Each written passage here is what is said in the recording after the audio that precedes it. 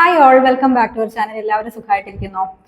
നമ്മൾ ആരോഗ്യത്തോടെ ഇരിക്കാനായിട്ട് നമ്മൾ ഏറ്റവും ശ്രദ്ധിക്കേണ്ടത് എന്തിനെയാണ്? ഒബ്വിയസ്ലി അത് നമ്മുടെ ഹാർട്ട് ഹെൽത്ത് തന്നെയാണ്. പക്ഷെ പലപ്പോഴും നമ്മൾ കഴിക്കുന്ന പല ആഹാരങ്ങളും, നമ്മൾ സന്തോഷത്തോടെ കഴിക്കുന്ന പല ആഹാരങ്ങളും നമ്മുടെ ഹാർട്ടിനെ പയ്യെ പയ്യെ ഡാമേജ് ചെയ്തുകൊണ്ടിരിക്കുകയാണ്. വലിയ ലക്ഷണങ്ങളൊന്നും കാണിക്കാതെ തന്നെ പതിയെ പതിയെ ബ്ലോക്കുകളിലേക്കും ഹൃദയ സംബന്ധമായിട്ടുള്ള മറ്റ് അസുഖങ്ങളിലേക്കും നമ്മൾ എത്തിക്കുന്ന 8 ഭക്ഷണങ്ങളെ കുറിച്ചാണ് ഇന്നത്തെ വീഡിയോ. നിങ്ങൾ ഡെയിലി കഴിക്കുന്ന ഏതെങ്കിലും ഫുഡ് ഓപ്ഷൻസ് അതിലുണ്ടോ എന്ന് അറിയാനായിട്ട് വീഡിയോ അവസാനം വരെ കാണാനായിട്ട് നോക്കുക. വളരെ ഇമ്പോർട്ടന്റ് ആയിട്ടുള്ള വീഡിയോ ആണ്. ചാനൽ ആദ്യമായിട്ടാണ് കാണുന്നതെങ്കിൽ സബ്സ്ക്രൈബ് ചെയ്യാൻ മറക്കരുത്. അപ്പൊ ആ ഒരു 8 വില്ലന്മാർ ആരൊക്കെയാണെന്ന് നമുക്ക് നോക്കാം.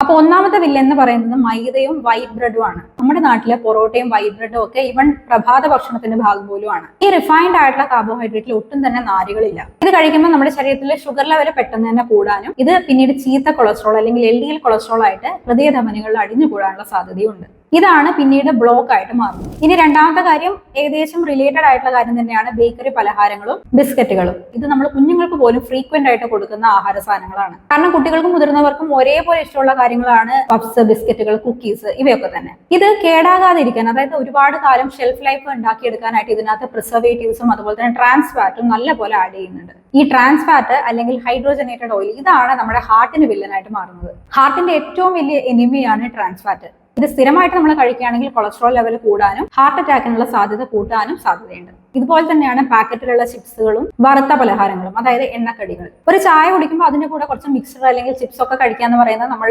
പലരുടെയും ശീലമാണ്. പക്ഷെ ഈ പാക്കറ്റ് ഫുഡുകളിൽ അടങ്ങിയിരിക്കുന്ന അമിതമായിട്ടുള്ള ഉപ്പ്, സോഡിയം നമ്മുടെ ബ്ലഡ് പ്രഷർ വല്ലാതെ കൂട്ടുകയും BP കൂടുമ്പോൾ ഹാർട്ടിന് അമിതമായിട്ട് ജോലി ചെയ്യേണ്ടി വരും. ഇത് ഹാർട്ടിനെ പയ്യെ പയ്യെ വീക്ക് ആകും. നാലാമത്തെ വില്ലൻ സോഡയും പാക്കറ്റ് ജ്യൂസസും ആണ്. ഇപ്പൊ പാക്കറ്റിലെ സോഡകളും ജ്യൂസസും ഈവൻ കരിക്കിൻ വെള്ളം പോലും അവൈലബിൾ ആണ്. തണുത്ത സോഡയും ഫ്രൂട്ട് ജ്യൂസസും ഒക്കെ സ്ഥിരമായിട്ട് കുടിക്കുന്നവരുണ്ടാവാം. ഇതിൽ അടങ്ങിയിരിക്കുന്ന അമിതമായിട്ടുള്ള പഞ്ചസാര ഒബ്വിയസ്ലി നമ്മുടെ ശരീരത്തിൽ അമിതമായിട്ടുള്ള ഫാറ്റ് ആയിട്ടാണ് അടിഞ്ഞുകൂടുന്നത്. ഇത് ഹൃദയാരോഗ്യത്തെ വളരെ മോശമായിട്ടാണ് ബാധിക്കുക. നെക്സ്റ്റ്, പ്രോസസ് ചെയ്ത meat items, sausage, nuggets, frozen chicken അല്ലെങ്കിൽ മീറ്റ് ഐറ്റംസ്, ഇവയിലെ സോഡിയം, പ്രിസർവേറ്റീവ്സ് ഇവയൊക്കെ വളരെയധികം കൂടുതലാണ്. ഇത് സ്ഥിരമായിട്ട് കഴിക്കുന്നതാണെങ്കിൽ ഹാർട്ടിന് ഒട്ടും തന്നെ നല്ലതല്ല.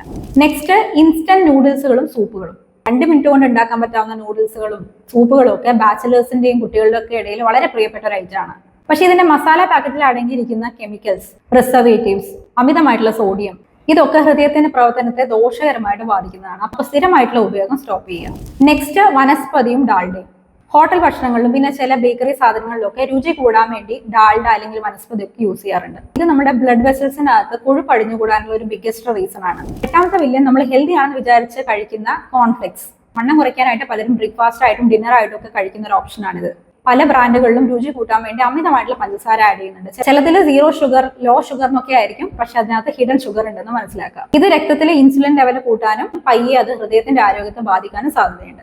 അപ്പൊ ഇതൊക്കെ കേൾക്കുമ്പോൾ നിങ്ങളിപ്പം വിചാരിക്കുന്നുണ്ടാവും ഇനി എന്താണ് കഴിക്കുക, ഇതൊന്നും ഇനി ഒരിക്കലും കഴിക്കാൻ പറ്റില്ല എന്ന്. ഇതൊന്നും നമ്മൾ പൂർണ്ണമായിട്ടും ഒഴിവാക്കേണ്ടതില്ല, പക്ഷെ സ്ഥിരമായിട്ടുള്ള ഉപയോഗം കംപ്ലീറ്റ് ആയിട്ട് സ്റ്റോപ്പ് ചെയ്യുക. അതായത് നമ്മൾ അറിയാതെ കഴിക്കുന്ന ഇത്തരത്തിലുള്ള ആഹാരങ്ങളുടെ അളവ് പരമാവധി കുറയ്ക്കാനായിട്ട് നോക്കുക.